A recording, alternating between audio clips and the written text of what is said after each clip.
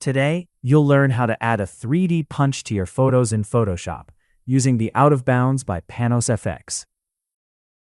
The collection features several distinct styles. In this video, we'll focus on the portrait tablet, but keep in mind that all actions in the set work exactly the same way. Start with your photo open in Photoshop and run the Part 1 action. This creates a vector shape that defines your frame. Use the handles to resize, rotate, or move the shape into your desired position. Once you are happy with the placement, double-click inside the shape to confirm the changes. If you are using Photoshop Creative Cloud, the action will automatically detect and select your subject. This is a great head start for the next stage. Once Part 1 action completes, an instruction message appears. Let's break down exactly what this means for your workflow. For a successful out-of-bounds effect, less is more. The effect is most impressive when only one or two parts of the subject break the frame's boundaries. In this example, we want only the dancer's hand to pop out, but the default selection includes her dress. To fix this, we need to refine the selection. I'm using the rectangular marquee tool to remove any unwanted areas. Here I'm showing you how to do it using the intersect selection mode. The golden rule for defining the out-of-bounds selections is this: ensure your final selection starts inside the frame and extends outside.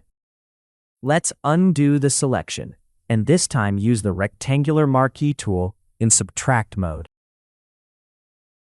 This mode will be useful if you want to isolate one or more specific areas that will break the frame. If you are using Photoshop CS or Photoshop Elements, the automatic subject detection isn't available. In this case, you will simply have no selection when step 1 ends. Don't worry, the quick selection tool is activated automatically for you.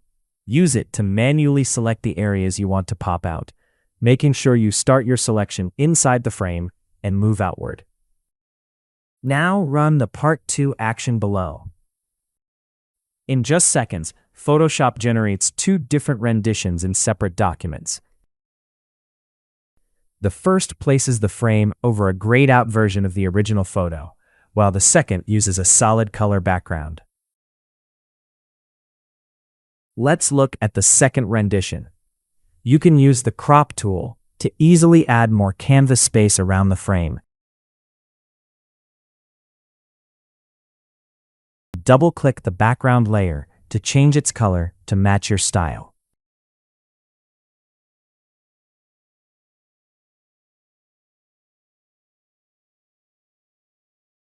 Finally, let's check the first rendition. Here, you can use the built-in adjustment layers to customize the background or boost the vibrance and saturation of the photo. This creates a striking contrast against the monochromatic background, giving your image that professional wow factor.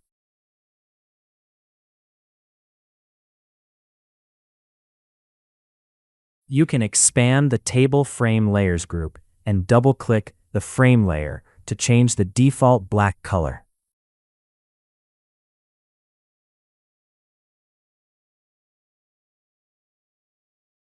You can experiment with changing the color or the opacity of the other layers inside this group. And there you have it.